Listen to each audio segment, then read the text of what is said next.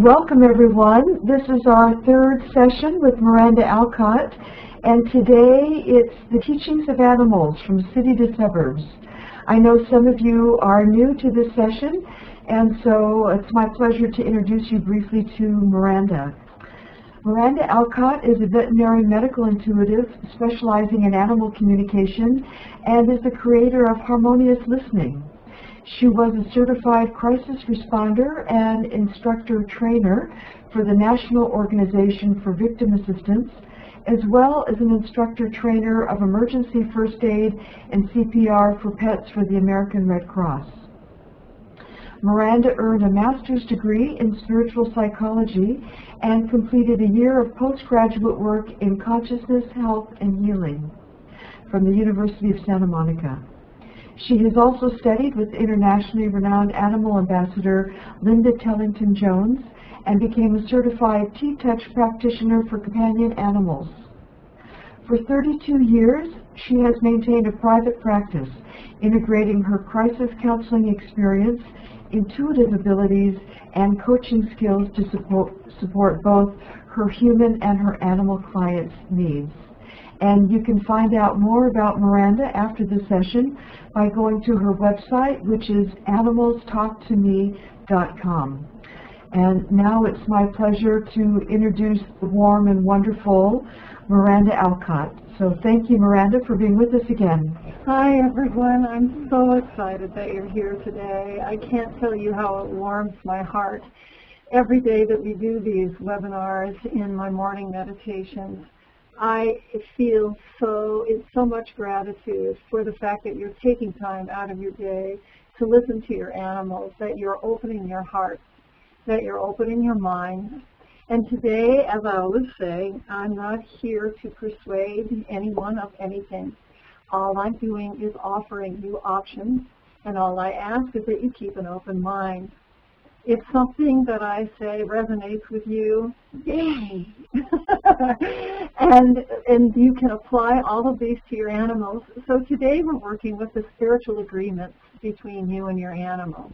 And I'm going to be asking you to consider, have you ever considered the possibility that you and your animal have spiritual agreements to assist each other?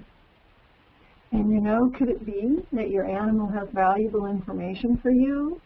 And because you've never thought about it, maybe you haven't spent much time learning how to communicate more effectively with your animal. And might it be that your animal functions best as a team with you, and therefore learning the language of interspecies communication could be of value? So that's what we're working on today. People ask me how I came to this work. I came into this life so blessed, remembering more than most, and just figured everyone did.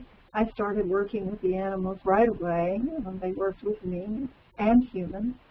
And it took many years for me to come back around and have the animals as a profession. But I always worked with animals and humans, and my parents were supportive. They let me know at a very young age that I needed to keep doing what I was doing, but that I really needed to keep it in the house. So I learned that the things that I saw real time, the things that I knew and the ways that I grew were probably pretty much just me for a while until I grew and could learn about more people like me. And now what's happening on the planet is so many people are awakening, and the planet is shifting as she's had to just to survive, that we are needing to survive or not, to shift in the way that we feel, to shift in how we treat our planet. This is our home. This is our home. We need to be respectful of our home. And those who came before us, some of whom are still here in alternate species, we need to respect more of them. We need to understand how important their survival is for our survival. So I wanted to start by reading a poem that is one of my favorite poems.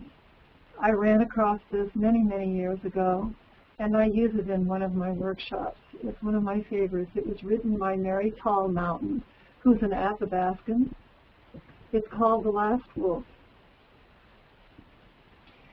The last wolf hurried toward me through the ruined city, and I heard his baying echoes down the steep, smashed warrens of Montgomery Street and past the few ruby-crowned high-rises left standing, their lighted elevators useless. Passing the flickering red and green of traffic signals, baying his way eastward in the mystery of his wild, loping gait. Closer the sounds in the deadly night, through clutter and rubble of quiet blocks. I heard his voice, ascending the hill, and at last his low whine as he came, floor by empty floor, to the room where I sat in my narrow bed, looking west, waiting. I heard him snuffle at the door, and I watched as he trotted across the floor. He laid his long gray muzzle on the spare white spread, and his eyes burned yellow. His small dotted eyebrows quivered. Yes, I said, I know what they have done. This poem moves me so deeply every time I read it.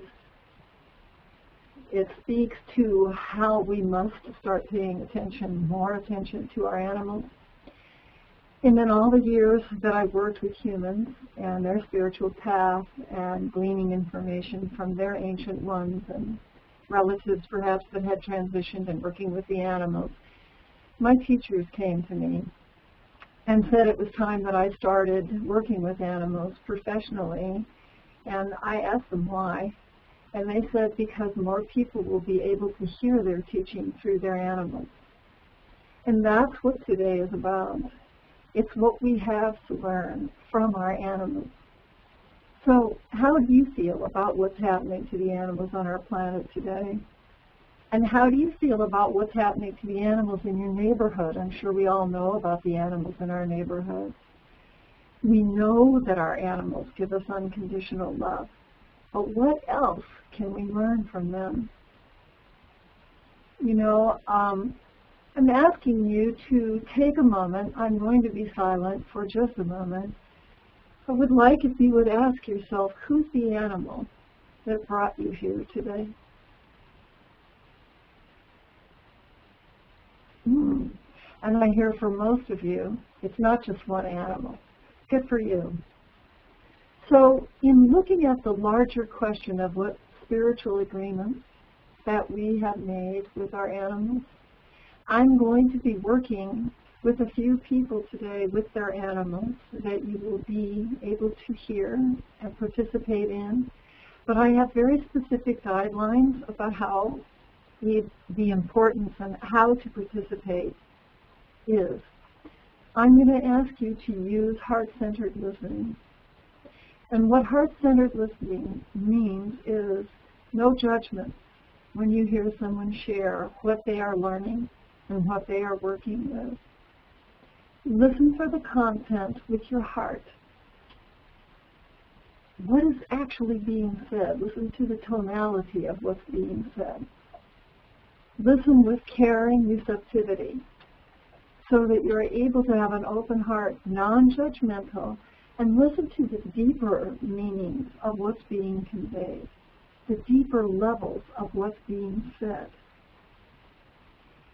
My guess is that you may be able to hear some things that people are working on, some lessons that they're working on, some awarenesses they're working on. And what I would ask you to do, please, is when you feel you are hearing someone that I'm working with and what they may be addressing in their lives, please ask yourself if there isn't a part of that that applies to your own life.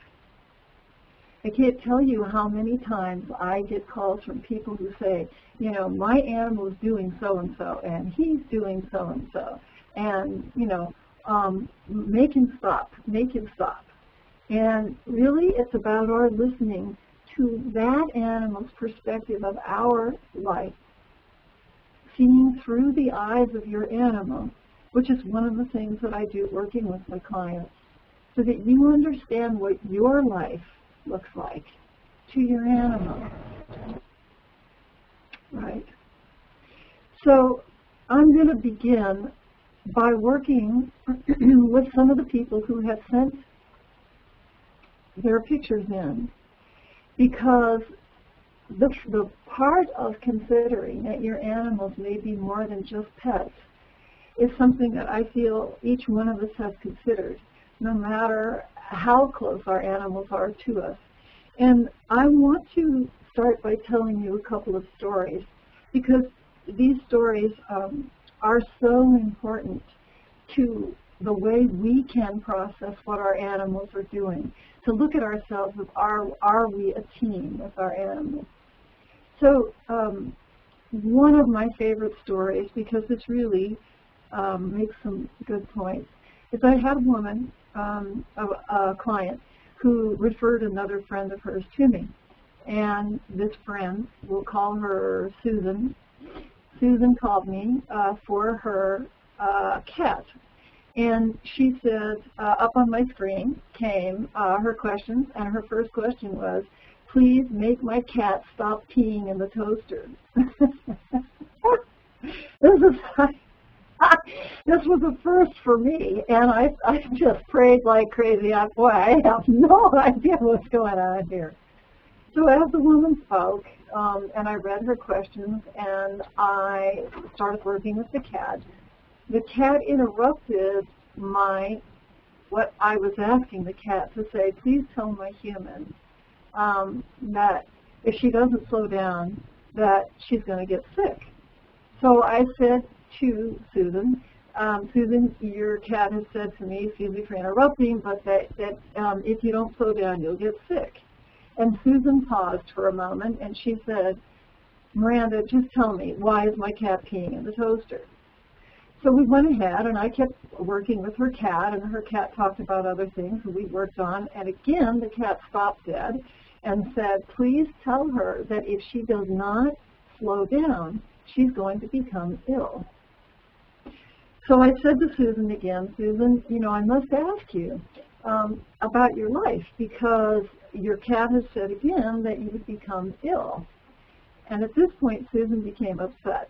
And she said, I have a very busy life, Miranda. She said, I have a full-time job. I am going to school to get my PhD. And I have a 16-year-old teenager. Is there any more you would like to know?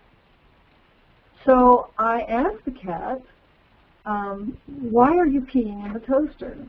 And he said, because that's the only place I can get a hold of her. So I shared this with the woman real time. And I said, tell me about your schedule in the morning. I said, by any chance, is that the only thing that you do consistently? And she said, yes, it is. Yes, it is. And I said, well, and at this point, the cat is practically flapping his arms. And he says, tell her that if she doesn't slow down, she's going to become very sick. And the energy that this cat said this one, I got a chill bump from it, because this animal, this cat, was so serious. So I told Susan, at which point she slammed the phone down. It's the only time it's ever happened to me in my life. And I felt so badly for her, because she was so resistant to what her cat was saying. Well, a couple of days passed, and the woman who referred her called me and said, Miranda, I have to tell you that I was so disappointed to hear that my friend was disappointed in your session. And I said, well, I cannot share with you the content of the session, but suffice it to say that I am concerned about that woman and her health, because so was her animal. Okay. And my client said, noted, she was just still upset. So we fast forward to 3 years, and that client called me again out of the blue, not for a session, because we worked off and on with the sessions anyway, but she called me out of the blue and she said, Miranda, I have something sad to tell you. And I said, what is it? She said, I have just finished attending the funeral of that woman that you worked with whose cat said she was sick.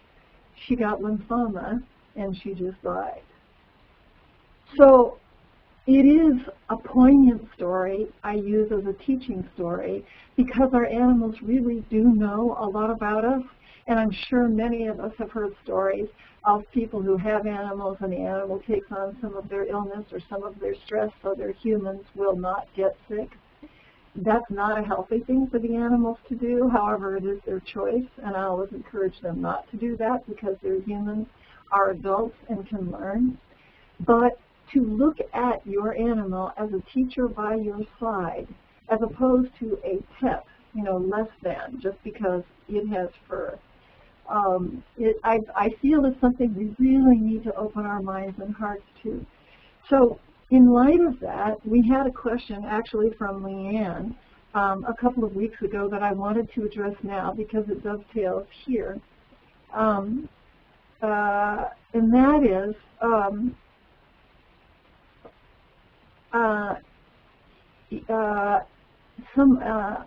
hold on, I'm looking for the exact question that she wrote, and that was, if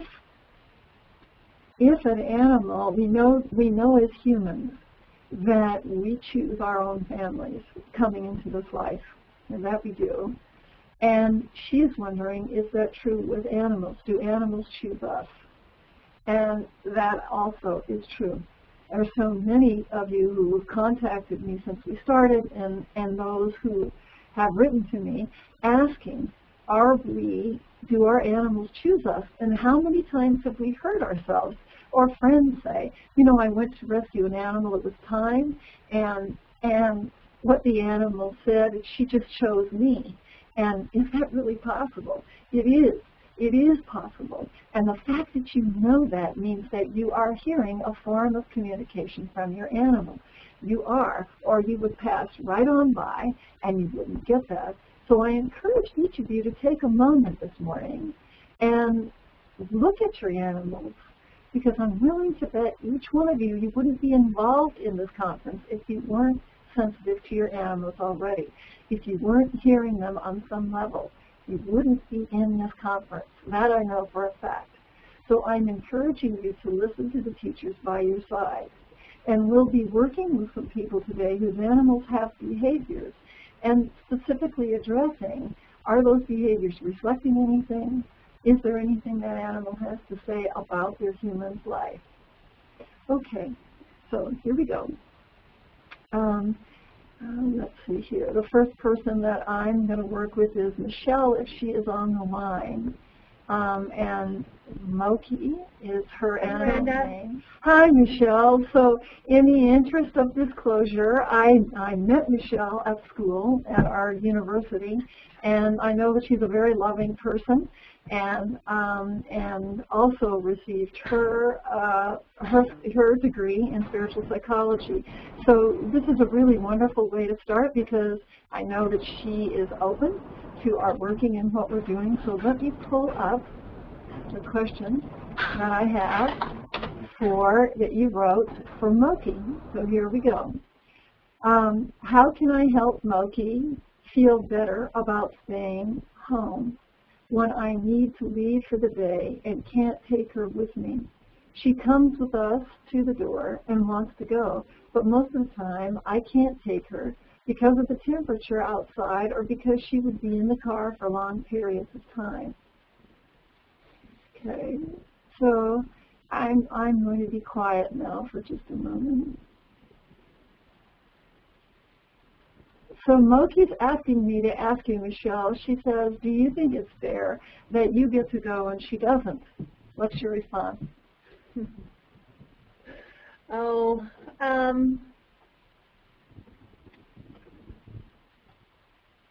That sounds like she is my child. She's one of my children, I feel like, and that sounds like something my child would say to me. You know what I mean? And I really hear what she's saying.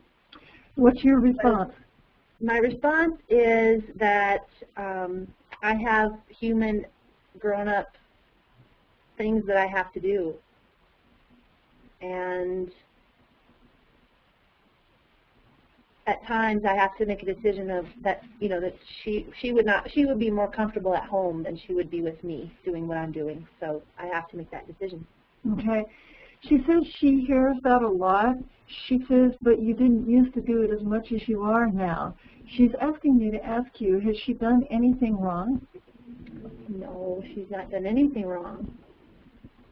She says because she's doing the best to get attention of the whole family. She says it's important to her. It's important that she be honored. It's important that she be recognized. She feels like she got lost in the shuffle. And you know what I'm also picking up through her is that your schedule has gotten a whole lot busier, Michelle. So what are you doing? Did you take on another job, or what's going on? I'm in second year of school, so definitely, that's gone up. And I am, through that process, I am creating a life coaching business, and so yes, it has increased. Okay. And within that, though, I have, which it sounds like she's picking up on, that I have made an intention of mine is to spend more time with her, and I have been doing that. So that will just continue to evolve, and, I was picking up on that from her, that she needed more time from the family. So. She does, and what's interesting is she has a very much of a desperateness to her. I would make it a real point to get her out walking every day, because from a health standpoint, I'm a little concerned about her immune system staying up, and the fact that I'm getting so much depression from her. I would be concerned about that, and the best way to start that is to make sure that she has lots and lots of exercise. And she can't do a lot, but what for her is a lot would be good, and that means taking her off your property. So let's talk about going off property. The importance of going off property shows that you have a trust in her. And I'm not saying she needs to be off-leash off property, but you're taking her adventuring, and adventure will naturally stimulate her immune system. Okay, thank you. Yeah. She says, even when you're home, you're not home. I'm asking her, what does that mean? She says, even when you're home, you're not here. You're busy somewhere else. You're active somewhere else. She says she wants to know, can't you be here with her? She says you used to talk to her a lot. You would say things to her about what you were working on. Now she feels she's just lost in the shuffle. Yeah, the only I really truly hear her, and the only thing I can say is that I am going to be pretty busy right now, but all of that I'm very aware of, and now she's confirming and bringing that more to my attention, and so I've been slowly evolving that. So my intention is to continue to do that, and I agree to getting her outside more. I really feel like I've been lacking in that for sure. So let me ask you this. What kind of agreement can we set now as far as time that you would give to her each morning or each evening so that she has a foundation? It's like when you have a child, you need to make sure they start the day by getting breakfast, right, no matter how old they are. And so I'm wondering what kind of a commitment, because I do hear that you're setting intentions, but we need to move it into actual actions now, the steps that you can commit to with her. So can you commit to 15 minutes? Let's see. Do I need to, for her sake, do I need to say a specific time of day? Yes, that would be really beneficial to her, so that she can have the opportunity to know that you're delivering. So that, it's sort of the thing of, she keeps saying she's going to take me out. She keeps saying she's going to take me out, because I hear her wanting very badly just to have a part of you. And so, yes, consistency is the name of the game, especially with dogs. Okay. So I do want to make that commitment. I'm trying to make sure I create a commitment that I can do. So absolutely.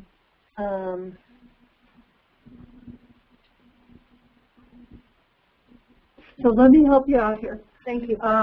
Yeah, absolutely. So if you have a very busy schedule, and you know that your schedule changes every day as mine does, yes, then you have to look at what during the day, what commitment have you made to yourself that you keep during the day. So do you make commitments to eat at a certain time? Do you make commitments to meditate at a certain time? Yes. What time is that? I meditate typically from sometime between 4 a.m. to 6 a.m. and it varies. Sometimes it's 5 to 6, or 6:30. Mm-hmm. So, and then 6:30 is when I have to kind of rouse out and go get breakfast and start to get ready for the day. Okay, great. So walking her before she eats is imperative, obviously, because we don't want there to be any issues with her tummy. So I'm wondering if you couldn't start your meditation and say to her in your mind screen, you pull her face up in your meditation and say, yes, we will be walking in 1 hour. So that you know from that time, if you only have 20 minutes to meditate, that you will be saying to her, we will be walking in 20 minutes. So that at the beginning of your day, you'd let her know right away, that's where it is. You keep your agreement with yourself for meditation, and then whether you set a clock or your phone to let you know 15 minutes shorter, 20 minutes shorter than you would, so that you keep your agreement with her. And the two of you go out, you come back in, and you're making breakfast for all of you, you see. I think that is doable. Thank you. Yay! Yay! So then Good, excellent. It could vary. So then it could vary a little bit if I, but as long as I'm pulling her up in my screen and letting her know in 20 minutes or what have you, then that's okay? Yes, the variation in that morning time frame is good. What I would suggest that you stick to is that, as opposed to, oh, it'll have to be later today. Oh, I'm sorry, I told you it would be later today, and it's not. Okay. That's what we don't want to do, because it's called walking your talk. And animals they are all about integrity. They are living and breathing integrity. So for you, this is about, can you keep an agreement to yourself? Can you keep an agreement with her simply by keeping this agreement here? And it sets your day off, and it starts you to be in better alignment because you're in alignment with your integrity as well. I like that. And then one more question, if I could, about this. Sometimes, so I think I see what I've been doing that I shouldn't do, is sometimes I'll say, let's go for a walk, and I put her, call her, or get her ready, and then I go to the bathroom before I go, or something like that. But I know she's probably going, okay, you said we were going for a walk, and now you're doing something else. So do you think that's accurate? I mean, when I get her ready, I need to go. Is that? I would try to make it a practice to train yourself to go to the bathroom first and then get her excited about going. Yeah, okay. But you're not breaking an agreement. It's just that you're expecting someone whose cheeks may be filling up, waiting to go to the bathroom. Right. And so she needs to go too. So as long as that's a quick turnaround, you should be okay. Yeah. But as far as it, being in integrity, yes, you just cannot be sidetracked and start brushing your teeth and doing your hair. And this is all about her time. Okay. Her time. Okay. Good. All right. So Thanks. Did that help? Yes. Thanks. Good. You're so welcome. You're so welcome. All right. So we had a question here from Leanne. And I want to answer that now. Leanne has written in, and Leanne has written in, and you know what, Mike, if we could move the picture back to the general pictures, that would help. Leanne asked this question, is Miranda able to receive messages from animals with whom she has communicated in the past at their initiation? In other words, is it always up to Miranda to initiate the question, or can they call her to ask her to get in touch with their human or to ask a question? What a wonderful, I'm really glad you wrote this to me, Leanne. Over the years, I learned I would never sleep if I left my phone on. So no, as a matter of fact, unless the human has asked me to work with that animal and we are in session, I do not leave myself open. Otherwise, I would not sleep. just as many animals as we have on the planet are as many of those who want to be heard. And so it becomes that I need to keep myself healthy so that I can be available during my working hours, and that means time off is time off. So in response to your question about what needs to happen, really, because that's what I see you asking, is that for those of you that have an animal that you feel may be terminal or is during end-of-life process, what you may want to do then is to schedule an appointment to ask if you have doubts. Now, everybody, I feel, does have a feeling about their animal and how they're doing, but knowing whether it's time or not, or whether the animal is ready to transition or needs help, then you need someone who is really deep at this work to help you with that. I've had animals come into my office who are tripods on 3 legs, who do not see and have very little hearing, and you would think, oh my gosh, obviously that animal's ready to transition. But you ask them, and in fact, they're not. I've had other animals come to my office, and I don't want to say that they are skipping into my office, but they come in very excited, and you think, oh, well, this animal's not ready to transition, and they say, this cancer inside is eating me up alive, get me out of here. So it does require very, very advanced work in what we're talking about here to ask the animal. And in fact, that is a lot of the beginning when I first start working with a veterinarian. That's how they come to know what I do. Once they refer someone to me that is a terminal case or someone they're having challenges with, and they see what the animal can say and do, that the animal is perfectly capable of speaking for themselves and saying what they want, then I get a lot of referrals from those veterinarians for more. Then the other thing is, if someone is saying, will Miranda stay open to, please tell my human that it's time, I'm not open to that. Yeah, I'm not open to that, not unless we are in session. Which, by the way, if anyone does want to know, you could go onto my website, Animals Talk to Me, and that's the number 2, animalstalktome.com. And you can click on appointments or contact us, and that's the best way to get a hold of me. All right, so let's move on now.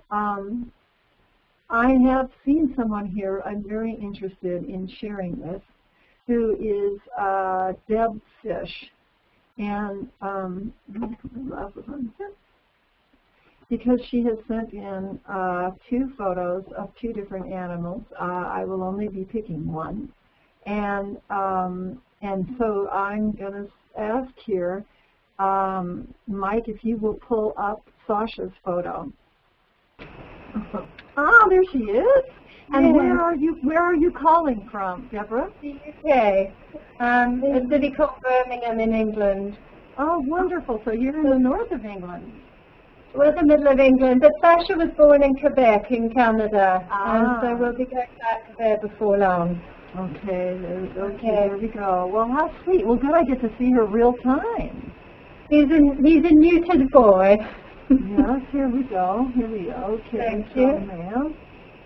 Okay, so Sasha is male. Okay. Yes. All right, here we are. So your question is, he's highly intelligent and could use a tree in the garden or the scratching post indoors to sharpen his claws.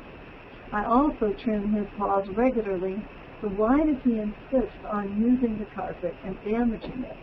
What can I do to get him to understand that in a rented home he must stop this behavior? Okay. Thank you. Yeah, sure. Hold on.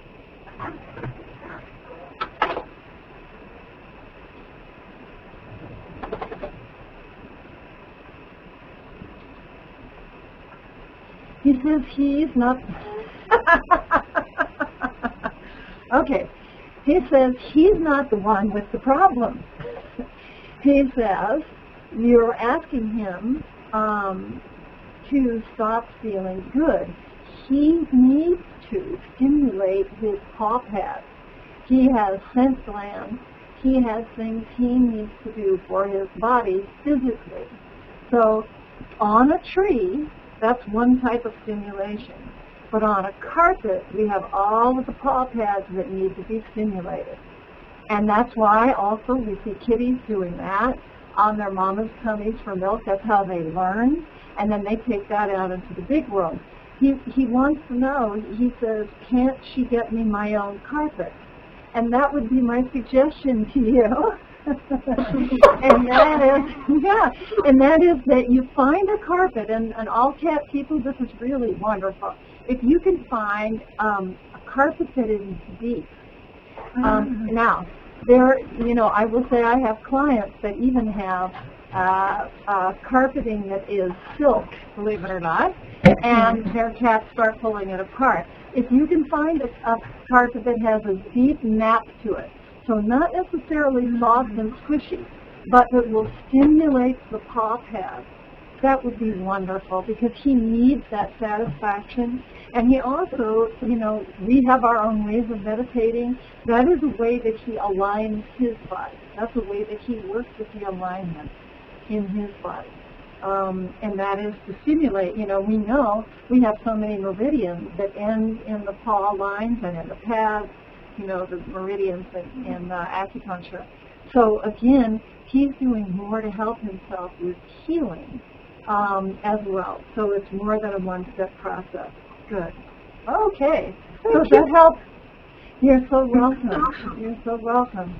Okay, so now, and Sue Hall, do we have Sue Hall on? Yes, we do. Let me... Okay. Oh, hi. Hi. And where are you? Tell me where you are, Sue. Vancouver, BC. Vancouver, excellent, wonderful.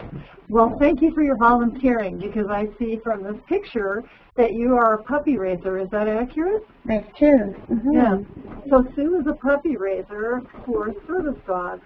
And what is the specialty of the service dogs that you puppy raise for? They're going to be assistance dogs, so people who are in wheelchairs, and sometimes very important pets for children with autism and so on. Wonderful, wonderful. So service mobility dogs primarily, and there we go. There's Summerlin. And I know this is not a current picture, and I appreciate your explaining to me that you no longer had him with you. But normally I would not do this because you don't have him with you, but the fact that he's in training and hasn't been placed yet, correct? Right. Yes, then I'm all right with doing this. And thank you again for your work. So I'm going to be quiet for a moment, and let me look at this boy. Yes. He says he wants to know, will he be seeing you? Will he be seeing you soon? He thought you said that you would know him. He wants to know, but where have you gone? He wants to know, where are you? That's the sad part. I don't know what's going to happen because he's gone to the second part of his training, and it's not my call as to whether he comes back or not. And that's some of the reason that I'm on this call, because it makes me sad, and I sort of feel that I've let him down, but it's not something I have control over, and I'd love to see him again, obviously. Wonderful. Wonderful. Okay, hold on. How long has it been since you have seen it? 3 or 4 weeks. Okay, hold on. Okay, so Summerlin, you know that you have a lot of training you need to do, and you need to focus. You really need to focus, because soon you will have your own person. You will have your own human, and you need to be the eyes, ears, and legs and mouth for that human. You will be so close, you won't believe how close you'll be able to get to a human. Yes, and you will see Deb, but it's going to take a while. Sue. You will see Sue. It's going to take a while. But for now, the most important thing is that you focus on your work and you keep Sue in your heart. She's never going to be leaving your heart. She will always be there, no matter where you go. You just keep her in your heart and know that she sees you at night and she loves on you at night. He says he knows that. He says he knows that. He just doesn't understand where you went. He says he can see you. He's asking me, Miranda, how come I can see her at night but she can't see me? How come I can't see her during the day? I'm saying, actually, you know what? You can. You just need to be quiet. And when you're in a rest period, after you've just eaten, when you're in a rest period, you start talking to Sue. You just give the feelings to her and the sensations. You can send her pictures. You go ahead and you let her do that, and she'll do that with you. You do that with her, and she now knows she can be even more receptive now. He says, well, there's one thing I could do to her. It used to always bug her. He says, and I could do it. I'm saying, what's that? He says, she always kept saying, my tail was so strong, my tail was so strong. He says, I'm going to be hitting her with my tail. She'll know it's me. I'm saying, well, can you be gentle with that tail? He says, I'll do my best. But he says, I just want her to know. He says, okay, hold on, I'm hearing something now, hold on. Okay. Okay, so, so this is an illegal thing he's about to tell you. And that is that he knows you remember the sound of his tail on the bed or on a couch or something. He says that's the sound he's going to send to you, and he's laughing because he says you even told him he wasn't supposed to do that, but he did do it. And he says that's the sound he's going to send to you. That is so cool. Thank you so much. Yes, is there anything you want to say back to him now? Oh, just obviously we love him a lot and we're very proud of him and we really hope to see him soon. Mm-hmm. Okay, hold on. And just be strong and be good. Yeah. Yes, he says he will have new things to show you. He says there's a lot he does now, you know, and he's kind of straightening up and pushing his chest out. He says there's a lot he does. He keeps being told that someone's going to need him. Mm-hmm. He says, but he needs someone. I'm saying that's right, that's right. All the humans around you know that. They know you need someone. So I'm curious, Sue, how long till he graduates? How much more does he have in his training? It could be maybe another 6 months or so, maybe a little longer. Okay. So he's at the beginning. Yeah, he's at the beginning of his training. Okay. Yeah. Okay. All right. Just have that one question. When they come in, obviously, do you feel that the service animals choose that they have got this life of service ahead of them? I don't have a good connection. Can you hold on? We have someone here. Repeat it to me. Do you feel that service dogs choose that life? Oh, what a great question. Do I feel that service dogs choose that life? Yes. And actually, I feel that the animals that are domesticated that we pull to us have chosen a life of service. And what a beautiful question. That's what today's class is all about. I am on my 3rd service dog. I have lots of special equipment. I use a hearing dog. And I will tell you, each one of them, I always learn all the time from them, but each one of them have made it clear. And interestingly enough, the clearer I became about relying on them for their service, the deeper their service went and became. And progressively, this 3rd service dog is the best, technically the best hearing dog I've ever had. He has a huge heart, and he's quite a healer in his own right, as I can see that Summerlin as well. Summerlin is quite a healer as well. And so, yes, they do choose this service. They do choose a life of service. And, you know, I even work with, I have one client who is a suicide bomb detection dog. And I thought, oh my gosh, you know, is this something that this dog has chosen? Yes, this is something this dog has chosen. Now, suffice it to say, God loved these animals. They are so much faster than we are, and with 4 legs on the ground. And their olfactories are so, you know, we hear so many different ratings, but so much better than ours. They scent from a very long distance away. So even though this officer is using an animal and essentially placing an animal in a dangerous situation, these dogs take the suicide person down before they can do anything. So it's an amazing focus for surface, and certainly the most extreme, to my knowledge, one of the most extremes, yeah. But thank you for your work, and thank you for volunteering to raise Puppy for those of us with disabilities. I really appreciate it. Well, thank you for this tour. It was wonderful. Thank you. Yeah. Okay. So let me just talk a little bit more about this. You know, we have an opportunity to learn from our animals, and I feel that there are people who perhaps have not sent in photos, but that may have some questions, just in general. Robin, do we have people that have typed in any questions to us at this point? No, not at this point, but I think this is a great time for me to make that announcement. If you have questions for Miranda, please send them to me in a private chat to Robin Johnson, and I can filter them to her. That would be great. Yeah. So then, Mike, let's pull up Pepper's picture. This is really a wonderful photograph that was taken with an animal I was working with. And this beautiful animal belongs to Dr. Varhus, who's a wonderful vet up in the Rockies. It's an unusual picture, and you'll see once it comes up, this little Shetland, who was 28 years old, I believe, at the time we took this picture. Let's see if we can pull it up.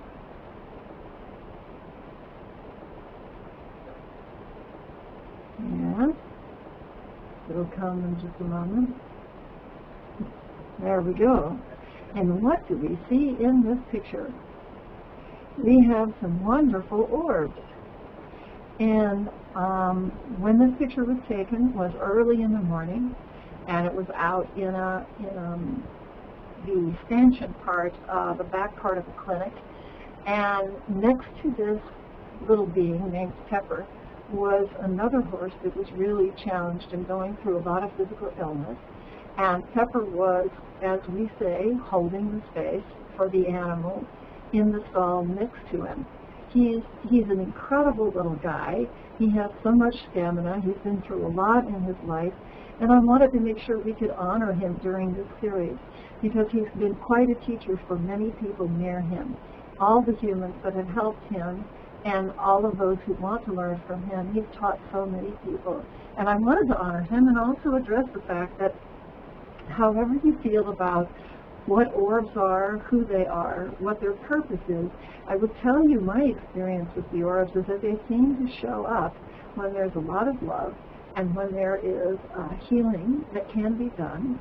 And they show up in different numbers depending on what's needed and depending on who it is they're working with and what that being needs to call to them. So here we have the question of, can animals come to us? It seems like they come to us. And so now we have another layer of some form of energy coming up that this animal has called to him. And in this case, they're orbs. In this case, they're orbs. And I just love that picture.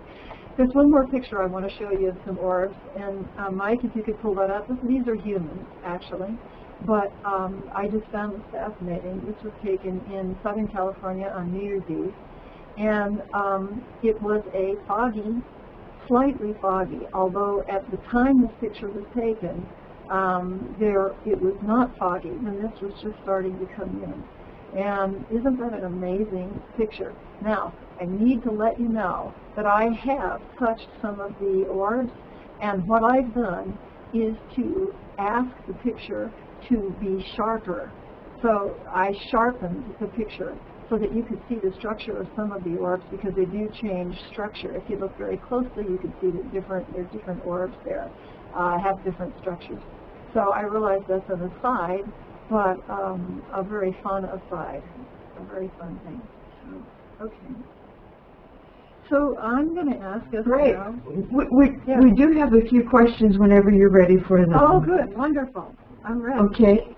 Okay, and one is from Virginia Daly, and she had sent her question in, I think, on the first session, and she's asking. Sage. That's Sage, correct? Her horse Sage. I believe so. Yes. Yes. Yes. And okay, go ahead. What's she asking? Go ahead. Well, she's asking now if the horses see the orbs. If the horse is what? If they see the orbs. The orbs. You know, that's a really great question. No, but they feel them. So if we limit our awareness to that you have to see it with your naked eye, we've just really limited ourselves. So no, but they sense them and they see them, and it's a way of life for them. It's not unusual to them. It's just another species. It's another form of energetic consciousness to the animals. Yeah, and also, Virginia, my sense is that we will be working with you during the 6th webinar. And I had that in my notes to share with you somewhere between now and the end. We will do that, because Sage has a lot to say, and I didn't want to get involved with Sage because I didn't want to have to try to remember. Yeah. Great. You let me know whenever you're ready for some more questions. I'm ready. I'm ready. Okay. And shall we let them ask, or would you like me to read them? Oh, let them ask if we can. That would be wonderful. Okay, great. So the next one is going to be from Kylie Egan. So I'm just going to get Kylie Egan up here. And Kylie, again, if you have a camera, I'll enable it. And you just click on it, on the icon by your name, so we can see you. And your microphone is now enabled. Okay. Can you hear me? Yes. Hi, Kylie. Hi, Miranda. Kylie is a client of mine. She's a wonderful veterinary assistant, and she's up in where in Canada? Vancouver. Excellent. Okay. So what's your question? My question is with like Poppy and Willow. Like, I never knew about like this alignment that you were just talking about with the paw pads and everything. And you know, with Willow especially, I'm wondering what I can do to help her get more balance and more alignment in her life, so that she can be a bit calmer and, you know. Okay. So we don't have a picture, unless you can. Do you have a picture on your desk you can hold up to the camera right now, or no? Yeah, well, It's okay if you don't. I can bring you Willow. Okay. Very good. But this way, this gives everybody a chance to participate. There she is. Hi, Willow. Hi, sweetheart. There we go. Yes. Hi. She's sleepy right now. She's very sleepy. You know what? I'm picking up a slight headache from her, and I'm also feeling that it's environmental. We go back to carpeting again, and that's something that we can work on. But I would be concerned about that. She's used to living with a headache. This is the first time I picked that up. I have some ideas about what may be generating that. Mold in the carpet, and it goes to immune system, and so then that would be my concern about how to deal with that, and we can work on that, Kylie, at a deeper way during a session. But for now,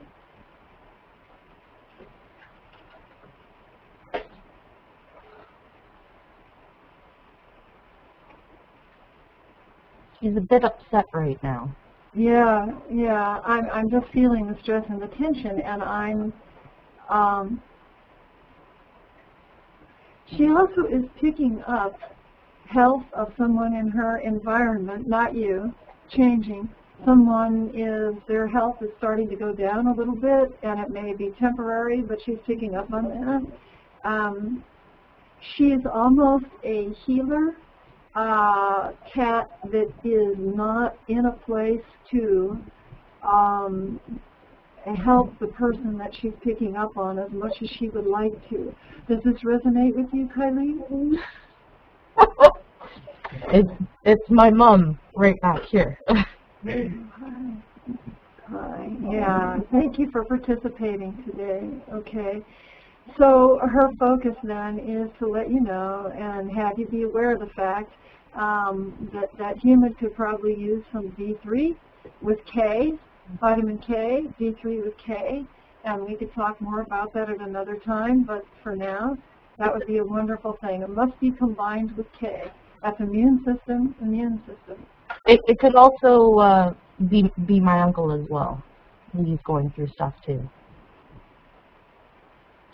She takes on a lot of stress, so it wouldn't surprise me that that's not. Does anybody smoke in your family? Because I'm smelling a smoke. I'm smelling either cigarette or cigar. Did someone in your building smoke? Several people do. Okay. I do occasionally. Okay. I'm So, going through stuff. all right, sweetheart. So we'll just take it one step at a time. She's saying to me, how can they tell me to get over my tension when they don't? How can they tell me that I'm supposed to be feeling better when they don't? Can you help my humans? I'm saying, well, we are today, yes, and now that they know and they're more aware of it, I'm sure that they have some options they know about. She says they do. They all talk about getting better, but they don't always follow through. Why do they do that? I tell you, You they know, are Kylie, so smart. well, I mean, your cat is essentially taking you to the woodshed is what's going on today. and the entire family, I might add. Yeah. Yeah, she's saying, can you explain to them that unless they do better, I can't do better? I'm doing everything I can to, and this would be my words, bleed off the stress. She says, but now I heard I can't do that. I'm saying, and good for you, Willow, don't do it anymore. Don't do it anymore. We are all adults, and sometimes some lessons are harder than others. So you need to stay healthy, and you need to take care of yourself, and your humans will look after you as well. Okay. Okay. All right. Thank you. Thank you, Kylie, for participating. Oh, you're so welcome. Good to see you. Okay. So, Robin, do we have someone else? Then the next question is from Susan. So let me get her up.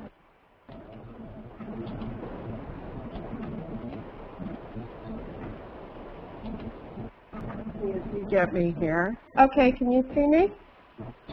I'm sure we will soon. There you go. Hi, Miranda. Hi, Susan. How are you? How lovely.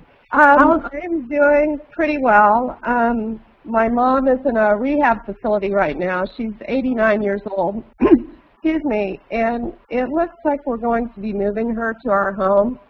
She also has a cat that's currently being taken care of by caregivers. But I think we need to bring the cat to our home, too. And we have 3 other cats, and I don't know how to explain to them or get permission from them to bring her cat with her. Okay. That's going to be fairly complex. We should actually do a session for that because we need to go cat by cat.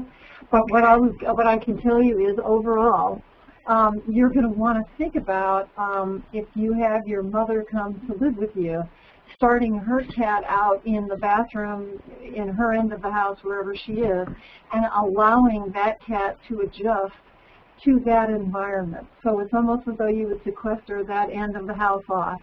Okay. So that, yeah. And then the cats, your cats, will start to know, obviously there's another cat here. And so we prepare everyone for that transition, and then it just takes time. I don't know, with the human being as old as she is, that it may end, see, what I'm trying to say is it may end up that this cat, would that be the 5th cat or 4th cat? It would be the 4th. The 4th cat. Yeah, it may be that the 4th cat would only feel comfortable in the environment where your mother is. Yeah. So that's a consideration, and at that point we may need to talk about leash training if it's an indoor-outdoor cat. I guess that it's really just an indoor cat, isn't it? Yes, it is an indoor cat. Okay, so then it may be that may be its world while it's human, yeah.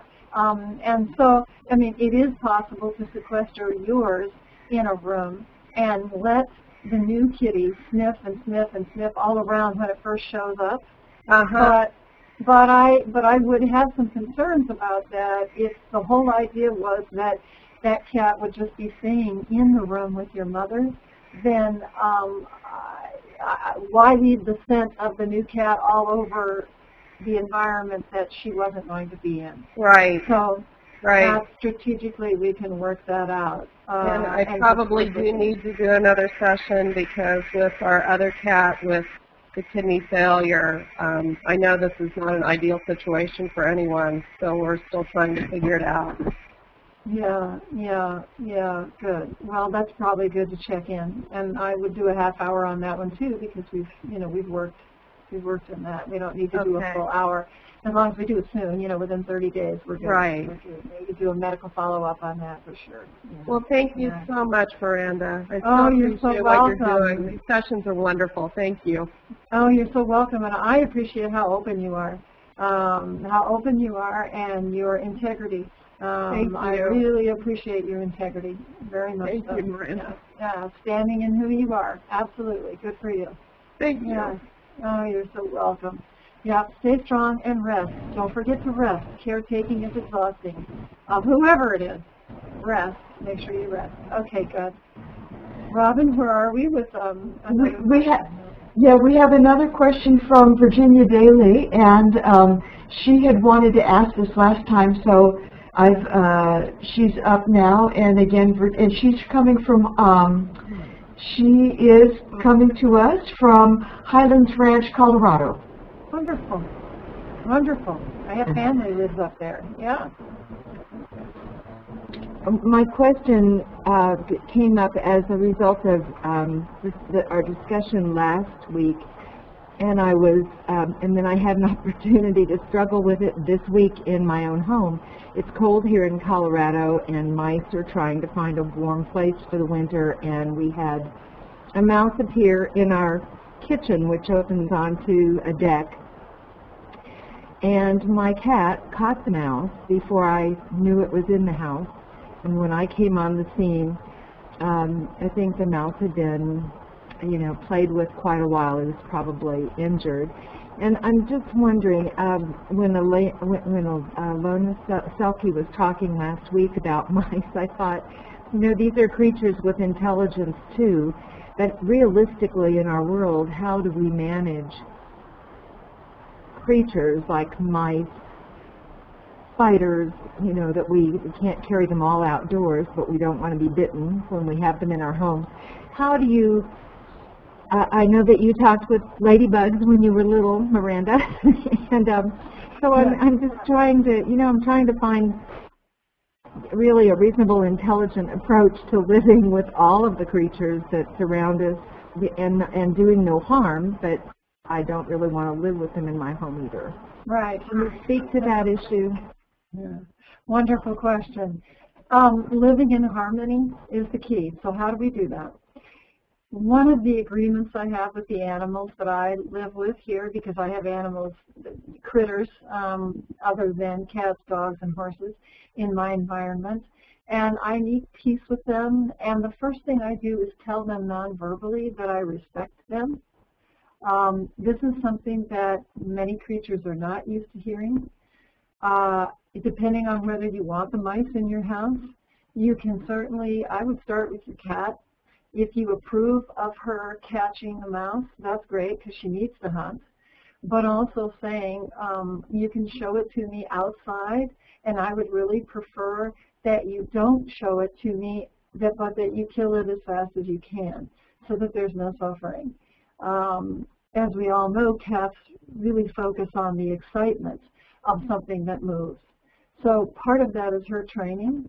As far as the spiders, I talk to my spiders all the time, and occasionally I'll get a spider bite here and there, but it's very rare. Wasps and bees, There's certain things, agreements that I have with them, that they can have a certain part if they stay in this area. I would really appreciate it. But it is really important to acknowledge the personalities that you're working with. So I will tell you that I once, I'm thinking of a case that I had many years ago in North County, San Diego, California, of a beekeeper who was very upset because the bees were not creating honey the way they had, and he was very, very tense about it and asked me would I please communicate with them. Interestingly enough, they were one of the forerunners to what we're seeing with bees now.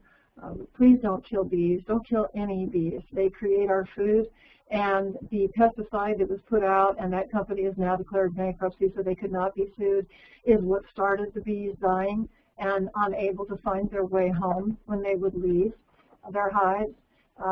Therefore, no production, of honey, and no pollination of flowers. Think about the flowers in our food. So, and ants, I have been hired to communicate with so many different species, but it's important to understand the species culture that you're dealing with. So in the event of mice want to be warm, as you've said. Cats need to hunt. And so saying to the mice clearly, and you can close your eyes before you go to sleep at night in your bed. And what I do is you can envision, this is an exercise I give my students, you can envision a column of light right in the center of your home.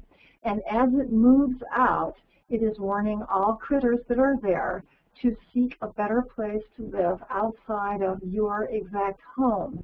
That in the home is not good for them, and they're so wonderful to be outside. And as this circle gets bigger, as you're letting this column of light come out through your home, you're sweeping your home saying, those of you who we can live in harmony directly in my environment, I'm fine with, and those who need more space or different amenities, please seek shelter elsewhere. And you are asking and you are respectful. Does that answer your question? Thank you, Miranda, for addressing that question. It's very helpful, and I appreciate having some method to deal with the conflict, the feelings and the reality of the situation. So I appreciate it very much. Yes, you're welcome, and I look forward to working with Sage. Thank you. Yes. Okay, Robin, do we have someone next? We do. We have another question, and it's from Leanne, and it's a really, I think it's a very good one for many of us. So let me get her connected. Okay, and Leanne, if you have your camera, please click on the little icon next to your name. Yeah, so can I talk now? Is that okay? Yes, where are you joining from? Sure, I'm calling from Vancouver, BC, Great. Canada. Thanks. Hi, Leanne, and thank you for all your questions. They're so wonderful. Oh, thanks. Sorry I asked so many, but I was once told I came into this life as a questioner, so I can't help myself. Good. Yeah, so I in my work with the Vancouver Humane Society, I work on farm animal programs and try to assist people in making different decisions, either to reduce their consumption of food or meat and animal products, and if they do choose to eat that, to at least choose certified organic for better welfare for animals, etc. But on the context of what you say about the agreements when animals come to the planet, how they feel about their situation as far as being food, and whether they have that agreement with the humans, or whether they would prefer to just be left alone and not be food. I guess I'm wondering, given there's such terrible things that happen in farming these days. Yes, and so there are a myriad of questions there that I want to unpack here, because this is really key. Has every animal on the planet made an agreement to be affected by us? No. Has our species affected just about every animal on this planet? Yes. In a positive way? Probably not. As far as what we ingest, There are animals that are part of our cycle of living.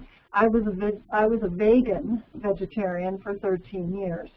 I was also a professional musician and toured for many years on the road. I became very unhealthy because at that time we could not get any kind of organic, or during the winter back east, I was not used to that. It was very hard to stay healthy.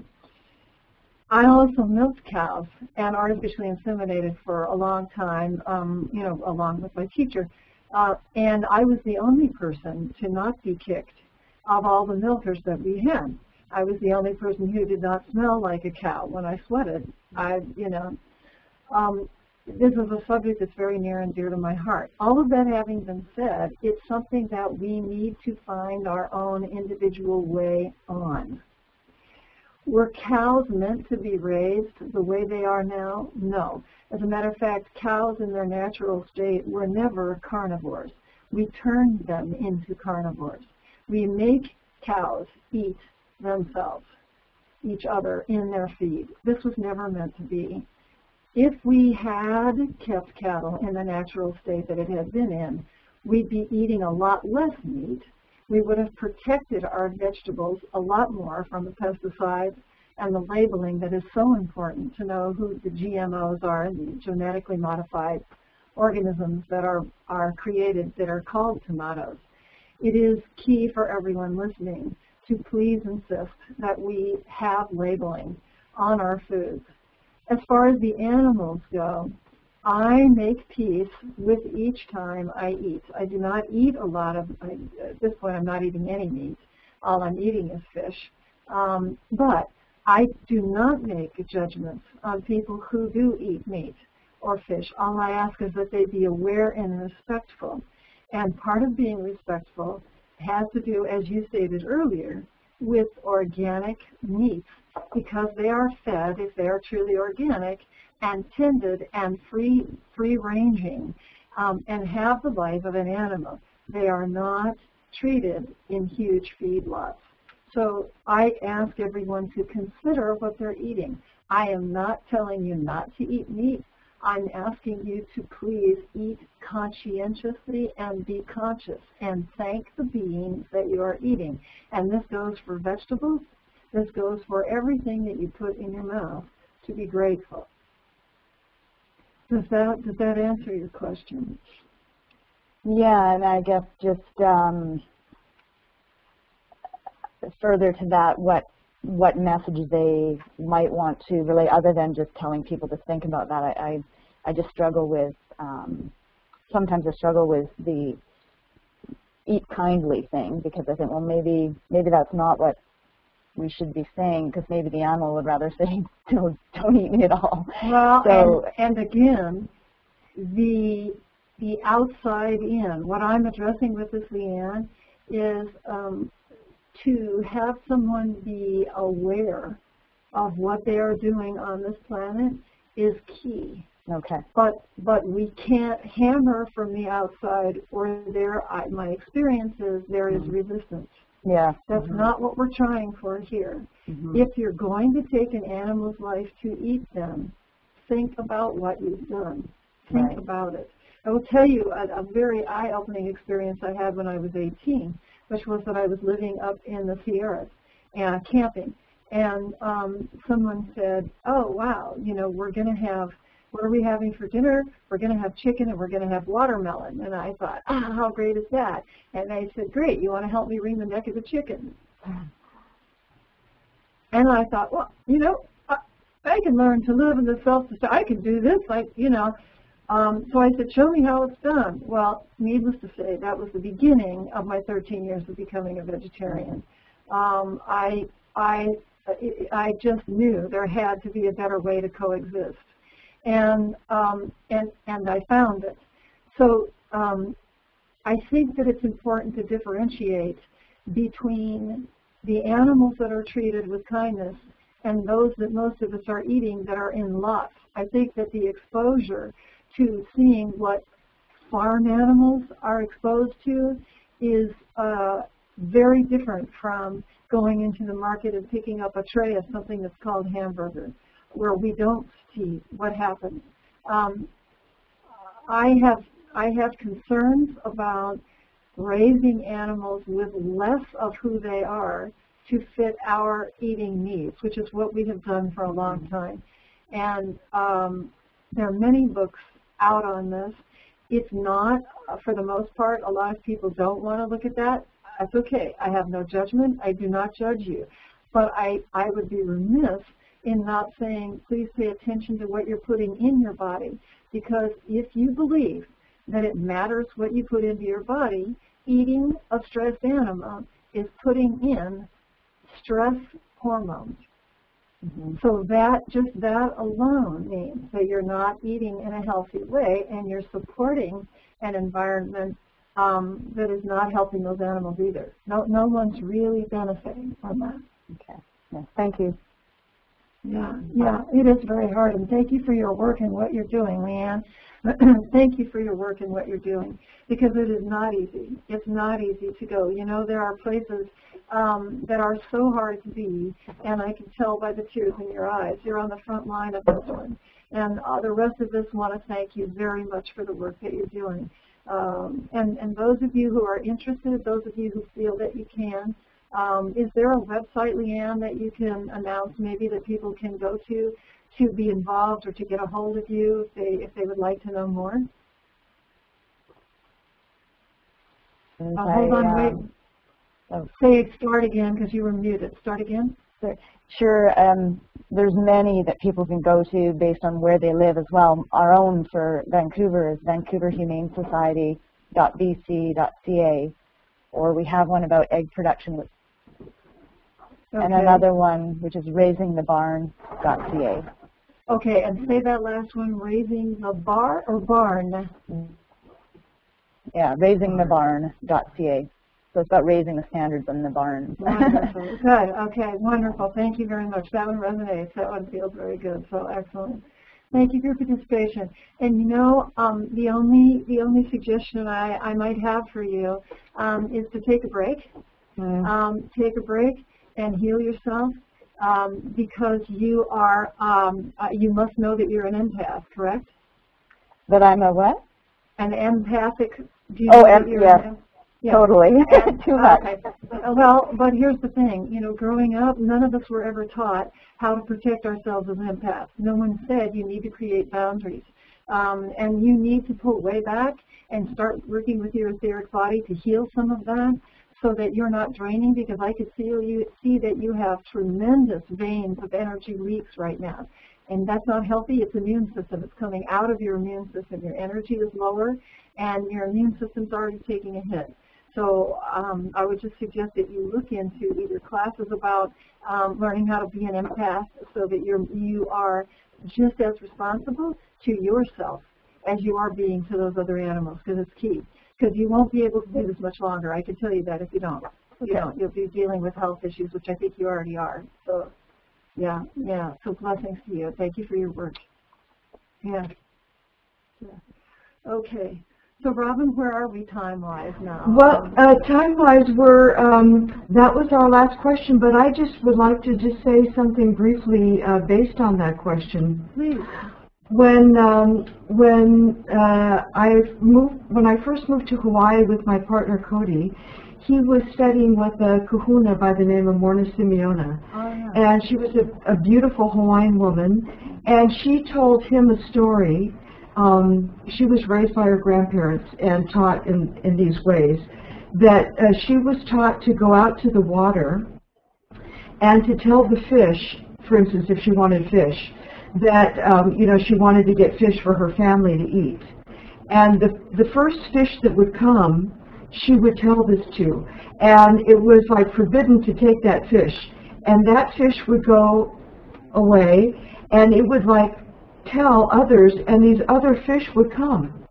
And those fish she would like pull out of the water with her hands. So they had come to be food for her family. And it's just what you were saying about being in that relationship. That's so beautiful, Robin. Thank you, because that really says it all. Once you tell that species that you are interested in eating, then those who are volunteering to be of service in that way can step forward. And I will tell you that I have sent messages like that out days ahead of time. Days ahead of time. There's no reason you cannot send those messages out. So thank you so much, Robin. And on that note, that's such a lovely way to end today's session. I do want to talk about what's coming up. If I may, go into talking about the webinars. Next time we meet, because we have a little bit of time off due to Thanksgiving here in the States, so it'll be December 2nd, and Dr. Callens will be speaking. He's a veterinarian from Canada, a wonderful man, very spiritually based, very loving, and we're going to be talking about when is it time to let go and how will I know that it's time to let go of my animal. And this is a wonderful time. Those of you who have had animals that needed to transition in the past, this is a good way to listen to that. Those of you who may have animals that are maybe have a terminal diagnosis now, this is a good time to listen. And those of you who have healthy animals, that's the perfect time to listen when you are not in the thick of it. But all of you, I believe, will learn some things from Dr. Callens, who will be speaking about his focus of how he feels about euthanasia, because he's one of the people that actually euthanizes animals when it's time, and he's agreed to talk about that. And I, too, will be sharing about my experiences of animals who are ready to transition. So that's coming up. And then the session after that, the week after that, we have Linda Tellington-Jones, who will talk about the T-Touch that she's developed with her intention and working with animals at a cellular level. Very, very exciting. Linda is incredible. She's known internationally for her work and travels the world all the time. Teaching. Then the last session that we have, the 6th, what happens when a veterinary medical team works with a veterinary medical intuitive. And that's fascinating and fun, and I will be hosting that as well. And we'll have people joining us who have used my services as a veterinary medical intuitive, talking about when they worked with their veterinarians and what that was like. So I hope you will join us. If not live, then we will be able to see you when you click in later. Great. Thank you so much, Miranda. This is so wonderful, and it was wonderful today, and it was you sharing these beautiful stories, and I can't wait for next week. And I want to say one more thing, and that is for those of you who have friends that you feel would be interested in this series, it will be available online in that they are welcome to purchase it through Great Mystery. They could purchase the entire series and catch up to where you are, and then you have someone else you can talk about this with, which means that you will be growing in your own work and growing with your own communications with your animals. So I encourage you to share it with your friends.